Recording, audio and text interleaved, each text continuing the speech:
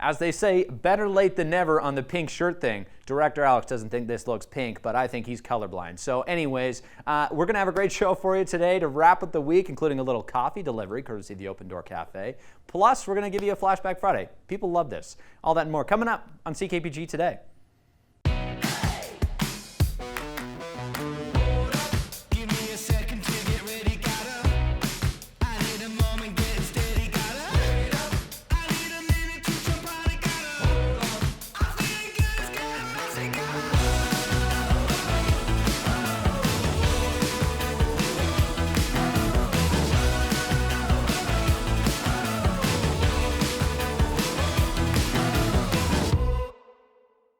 With the warm weather, you might be getting excited about, well, the gardening season ahead. How could you not? But Patricia, thanks so much for making the time to talk today about Seedy Saturday coming up. Good timing. It's warm, but is this maybe just Prince George's first spring?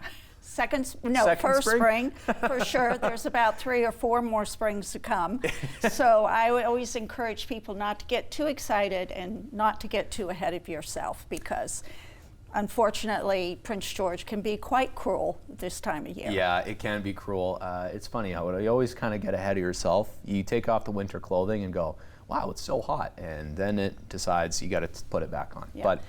But the good thing that you can be excited about is Seedy Saturday is coming up this Saturday, March the 1st. So tell me a little bit about that event, Patricia. Okay, well, the Prince George Master Gardeners, along with the David Douglas Botanical Garden Society, sponsor the event.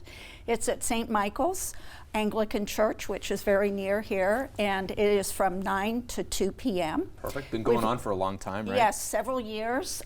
We had about 3 years it was online, but we're back in business in person. And we've got a great lineup of speakers that's set for both new and experienced gardeners. Oh, perfect. Whether you're interested in ornamentals or vegetables, you're going to get something out of this. We have speakers: when do I plant?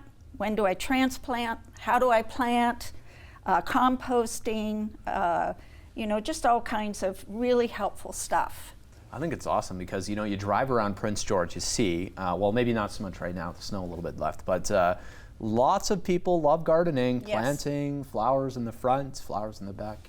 And yeah, you got a chance to learn here as well, so it's an educational event along with that, and you even got some good help with the friends at the Open Door Cafe. That's right. They are doing our concession. We're really excited to have a local business be our concessionaire. We've got some great vendors: Honeyfurt's Nursery, Moose Mushroom and Mud, PG Urban Shroomery, not so easy to say, Reaps, Beekeepers, Northern Bear Awareness, so all kinds of people that can really help you with your education in gardening. I like it. You got your gardening books out here today, Patricia. And I was going to say, feels like you've already got some parts bookmarked for the year ahead. Yes, that's right. I guess as a gardener, you can't have too many books. There's always lots to learn. You do want to get books, though, that are for a northern climate. Okay. Would this be your words of wisdom? I was going to say, what would be your words of advice to the gardeners? Well, know your zone and play within it. Hey, I like that. And we are Zone 3. You can push it a little bit to Zone 4, but you got to be careful. And even with climate change, some of the basics, like our last frost date, hasn't changed that much. Really, hey? Yeah. Oh, interesting. So you've got to watch the frost in late May, early June. I know I've gotten caught putting out squashes too early. But we are going to have some interesting things. Our latest class of Master Gardeners are going to do some demonstrations on winter seed sowing. And this is a completely different method than what people are used to. So I'm not going to tell you too much about it. Is this a new thing? No, it's been around. I just think it's a method that most of us aren't familiar with or haven't tried. But you got to come to Seedy Saturday to learn more about winter sowing. I like it. I like it. Well, we have you here. It's good to touch on too. Like you must be excited as the Master Gardeners, the David Douglas Botanical Garden, all that stuff. It's coming up fast here. I mean, the snow on University on the hill there melts about the same speed as the snow in the heart. Yeah. But actually, no, it melts faster up there. Okay. You know, and year round, there's always some beautiful stuff to see up there. We've got a lovely arbor and sculpture, and there's winter interest in the gardens, so I encourage people to visit year round. They don't shovel the pass in the winter. It'll be almost melted. So. Yeah. But it'll be coming up, and so it is a great place to visit. I was going to ask you this before I let you go to Patricia. The seeds, all the Seedy Saturday, all of the funds that go from that go to support local gardeners as well. Tell me about that. Yes, so admission is by donation, and that and seed sales, whatever income we get goes to David Douglas to support the Botanical Garden. I love it. Yes, and I just one other little thing too about with the seeds. I encourage people, read the information that's on the packet. It's really important stuff, whether it's on the back or the front. Read the fine print. Yes, definitely. Okay. Don't do like what you do with most handbooks that you get. Yeah. Read the fine print. Right. Yes. Okay, we're learning from the experts, Patricia, today. Thanks so much for coming on, and happy almost Seedy Saturday. All right. I'll have to see you there. Yes, please come. Thank you for having me. Thank you.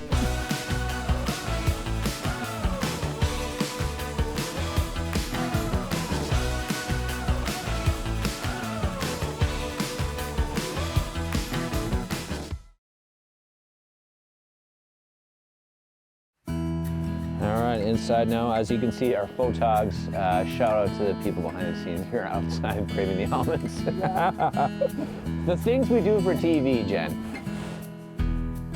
As long as I'm ice fishing, I don't care. Hey, you know, I was gonna say, yeah, maybe we'll cook one of them up for producer Zach or director Alex today. Oh, maybe we'll have to bring some of that smoked fish pie that I'm making. Yeah, there you go. That's how to win them over. To think I'm the one that gets the clothing allowance. So we are seeing them down there. There's a few swimming around our lures. Yep. So hopefully we get a bite here. So we managed to attract them with our flashers, whether or not they're hungry for the bite. That's for them to decide. Yep. It's like wearing a show-stopping outfit, right? On the red carpet. We'll see if anyone's gonna bite. What's the biggest kokanee you ever caught, Jen? I caught a... This could be a fishing story or not. We'll let the audience decide.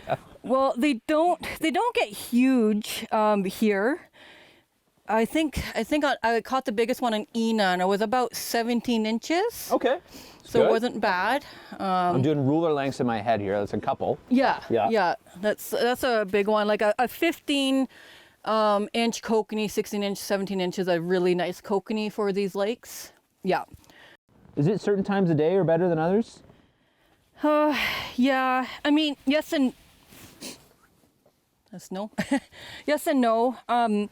Like some people fish really early in the morning here, and they can do it quite well. Okay. But I've done really quite well between 10 and 2, for example. Oh, okay. Right. The other day, the bite was on at 12:30. Okay. Right? So it just depends. It really, it really depends. So.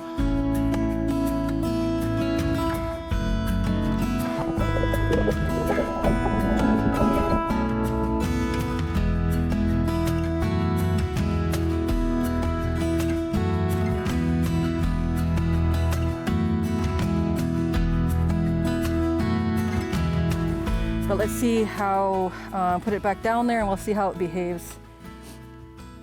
Oh, stop there. I just seen one. Oh, okay. I saw the little tail, I think. Yeah. See, right there? See, that's yeah, okay, yep. Yeah, he's a little one. He would be a one that we'd throw back, but you know, if he's there, we probably have other ones around, right? Oh, there's quite a few, actually. I got about 5 around my hook at the moment. Well, that's what I was seeing. Okay, yeah. So good. Oh, I got the little one, I think. Yeah. I got a little one here. All right. I think so, anyway. I think you do. I can kind of see it flashing coming up. Oh, my. He's No, not that bad. But. Not bad, but if we can unhook him quick enough, we'll put him back. Yeah, there we go. He's just a little bit on that small side. Oh, just a second. Oh, there we go. Okay. Temperamental. Back down the hole you go. Yeah. Grow some more. But hey, you got another one out of the hole. I like it. Right? Thanks, Jen. Yeah. This is good. As we kind of wrap this up here, if people are wondering, they want to, head out fishing with you or anything like that, you do some work with the BC Wildlife Federation, some camps and stuff. Where's the best place to watch for how you can people can spot what you're doing? My Facebook page, Moose, Mushrooms, and Mud. Perfect. Yeah. And sometimes I run clinics. People can reach out to me to message me, and they can always contact me to see if there's a day where I can take them out and teach them. Sounds good. Yeah. See, she has success if you see evidence just like we did today. So thanks for taking us out. This is awesome. Oh, it was great having you out. This is a honker. Look at it. It's a lunker. Hey, look at that. Somebody got the good luck finally. The bite is probably on. Jim, are you, how you doing over there? They're all over. All right, it's been a lot of fun giving the Crack the Clue emoji game to your screen this week for Cirque du Soleil Crystal tickets. They're, of course, coming up for some performances here at the CN Center in March. And today, we're going to give you some more emojis to guess. You got to crack the clue here. What's it going to be today? Where art thou, Cirque Crystal, performing? Enter your guess online at ckpgtoday.ca for your chance to win 2 tickets to see Crystal coming up in March here in Prince George. Of course, we're going to draw a winner, announce it on Monday. So, submit your guesses. Miss an episode? That's okay, life gets busy. We get it. Or maybe you didn't miss anything, but you're here to watch that one feature again because honestly, it was that good. No judgment. Here's the good news. You can relive every moment of the CKPG Today Show whenever you want. Head over to ckpgtoday.ca, click on the Today Show tab, and voila. So grab some snacks, kick back, and binge away because let's face it, life's too short to miss out on great local TV.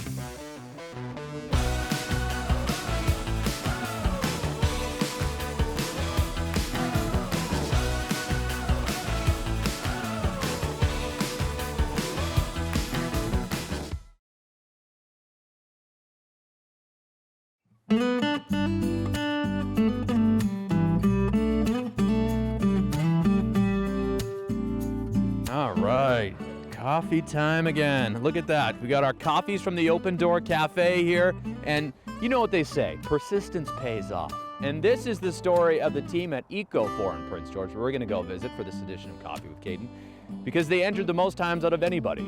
So, without further ado, let's go pay them a visit.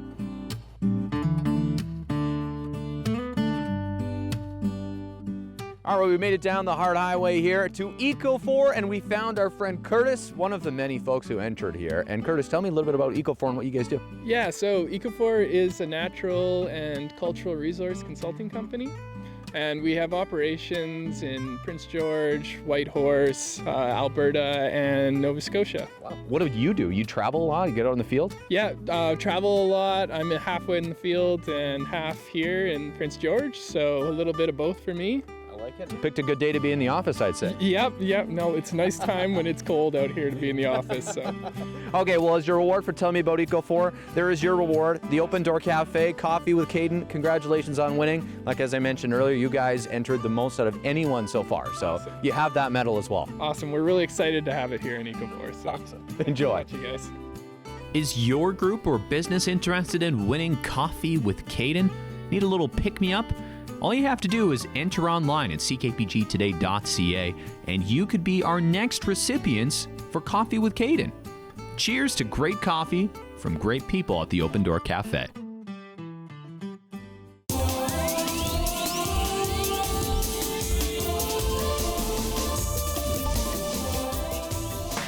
Trying something new today for a good reason. The local social scroll. Something you might see while you're scrolling on your own social media. One of those things is, a recent thing that Kyle Caden said in Victoria, and the place is supposed to be very important where the government sits. Well, he couldn't help himself, but mentioned Nickelback, maybe more than once, or more than one reference. Here's the video that wasn't edited at all. It was pretty incredible to see our Canadian boys defeat the Americans in dramatic overtime fashion. It had to be McDavid. And I hear the Nickelback was playing loudly in the dressing room, Mr. Speaker. I love Canada, I love Nickelback, and I love British Columbia.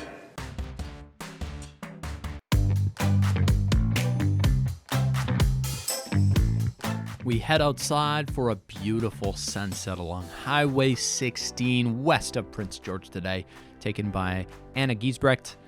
Beautiful shot here. This is, honestly, hang this in the Louvre. That's how nice this is. Thanks so much, Anna, for sending this one in. We are so fortunate this time of year to have so many scenes like this, whether it's sunrise or sunset, and we'd love to see them. Send them in, snapshot@ckpg.com.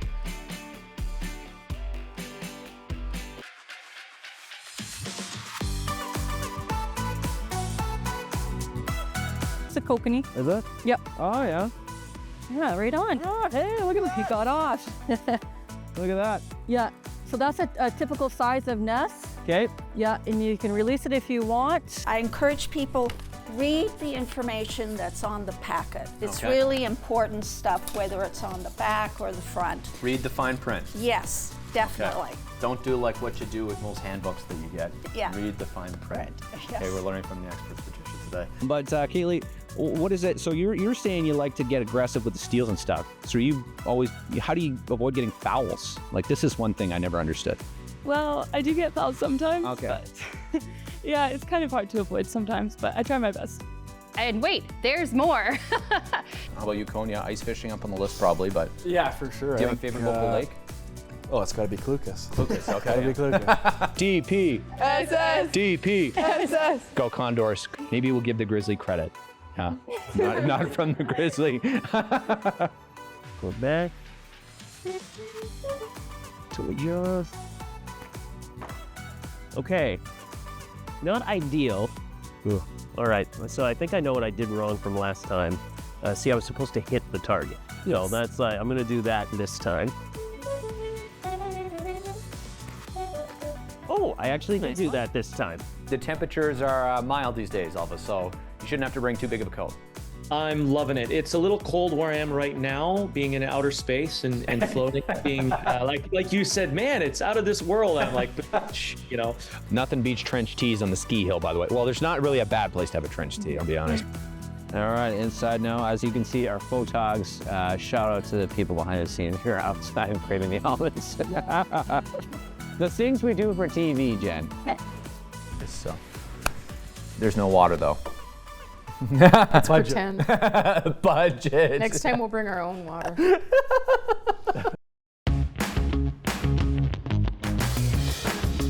Hey there, got an idea or suggestion for the show? Reach out and connect through our social media or send us an email at letstalk@ckpgtoday.ca.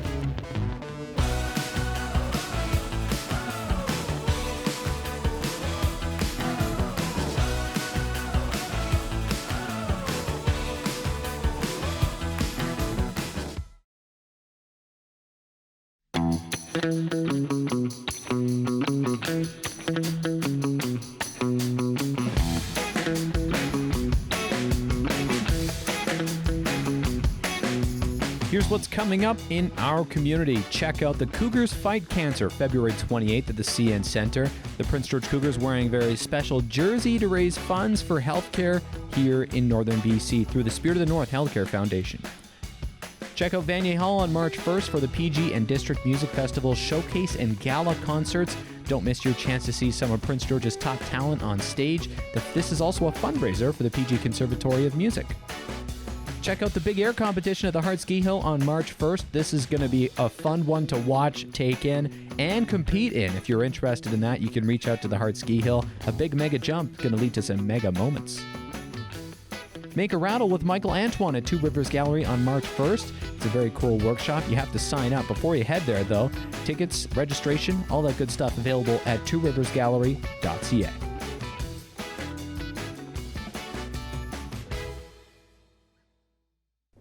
Today we're talking all about contentious issues on the show, apparently. We talking about my pink shirt. I think it's pink, okay, for the record. Another contentious issue that dominated many municipal elections, Pine Valley Golf Course. Let's take a look at one of the many arguments today in local history.